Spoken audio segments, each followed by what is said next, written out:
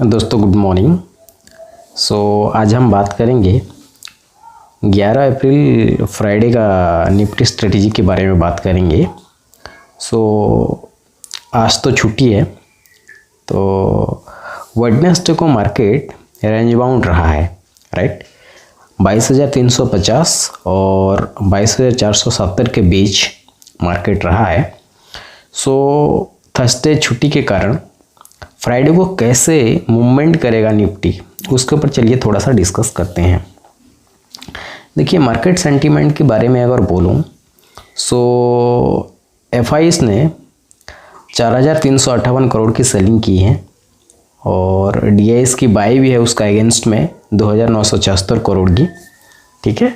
लेकिन ये जो मार्केट सेंटीमेंट है अभी भी थोड़ा दबाव लग रहा है, राइट। थोड़ा सा कंफ्यूजिंग है, बिकॉज जिस तरह से अभी मार्केट वोलेटाइल हो रहा है और जैसे बिहेव कर रहा है, तो हर कोई कंफ्यूज है कि एक्चुअली क्या होगा। देखिए, अभी आज वेडनेसडे को मार्केट रेंज बाउंड रहा है, बट फ्राइडे को गैप अप होगा या गैप डाउन होगा वो तो उस टाइम ही पता चलेगा, राइट। आपको लाइव मार्केट में टेलीग्राम में अपडेट कर दिया जाएगा। लेकिन अभी के हिसाब से अगर बोलूँ तो अभी एक इमीडिएट सपोर्ट 22,350 इमीडिएट सपोर्ट है और स्ट्रॉन्ग सपोर्ट अगर बोलें तो 22,300, राइट। और उसका जो फाइनल एसएल रहेगा 22,300 उसका स्ट्रॉन्ग सपोर्ट रहेगा और 22,080 इसका एसएल जोन रहेगा, ठीक है। और अगर आप मार्केट अगर ब्रेकआउट होता है, ठीक है, 471 के ऊपर अगर ब्रेकआउट होता है तो नो डाउट ये आपका 22,700 और 22,750 तक का एक आपको टारगेट रख सकते हैं, ठीक है।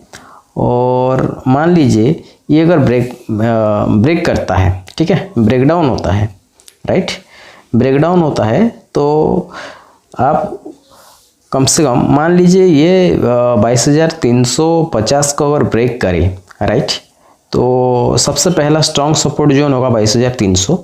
22,300 को अगर 22,280 अगर ब्रेक करे, राइट, तो आप कम से कम 22,200 के आसपास आप एक टारगेट रख सकते हैं, एक छोटा सा टारगेट रख सकते हैं, क्योंकि बायर्स भी एक्टिव है, राइट।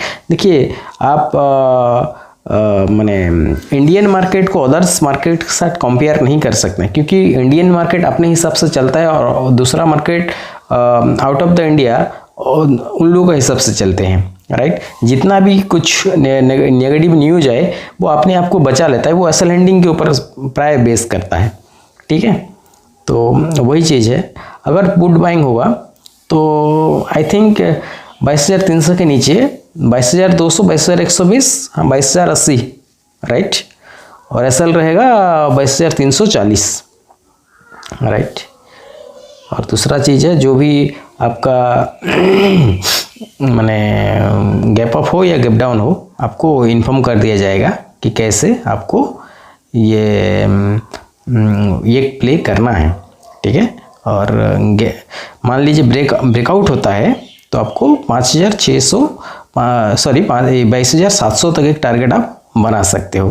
22,471 के ऊपर अगर स्ट्रॉन्ग क्लोजिंग करें, राइट, तो 22,520, 22,600, 22,700 ये 3 टारगेट आप रख सकते हैं, ओके। एक ये आपका निफ्टी का। चलिए देखते हैं बैंक निफ्टी का। बैंक निफ्टी 22,415 से 20 के आसपास सपोर्ट लिया है, ठीक है। ये है उसका बाइंग जोन रहा है 49,915 टू 900 के आसपास ये आपका सपोर्ट लिया है, बाइंग जोन है, राइट, डिमांड जोन है। अगर ये और 50,300 उसका सप्लाई जोन रहा है, स्पेशली वेडनेसडे का, राइट। 50,300 इसका सप्लाई जोन रहा है, राइट। फिलहाल तो ये रेंज बाउंड है, 50,300 और 49,915 के बीच है तो इसका स्ट्रेटजी क्या होगा? देखो, अगर आप बाय ऑन डिप्स करते हैं, ठीक है, तो 49,940 एंड 49,980 के बीच, राइट, ये आपका टारगेट रह सकता है, राइट। 49,940 से लेकर 49,980, राइट, इसी रेंज में अगर आपको मिलता है तो आप 50,300 तक एक टारगेट रख सकते हैं। एसएल आपका होगा 49,880, ओके, इसका नीचे आपका एसएल रहेगा, राइट। और ब्रेकआउट होता है तो एंट्री आपका हो जाएगा 50,300, हाँ, ब्रेकआउट अगर हो तो इसके ऊपर 50,320 के ऊपर अगर मार्केट स्ट्रॉन्गली क्लोजिंग करता है, राइट, तो मान लो 50,320 के ऊपर मार्केट अगर स्ट्रॉन्गली क्लोजिंग करे 5 मिनट का कैंडल, तो आप 50,450, राइट, और 50,620, और ये हाँ रख सकते हैं, 50,700 तक एक टारगेट रख सकते हैं, कोई प्रॉब्लम नहीं होगा, ठीक है।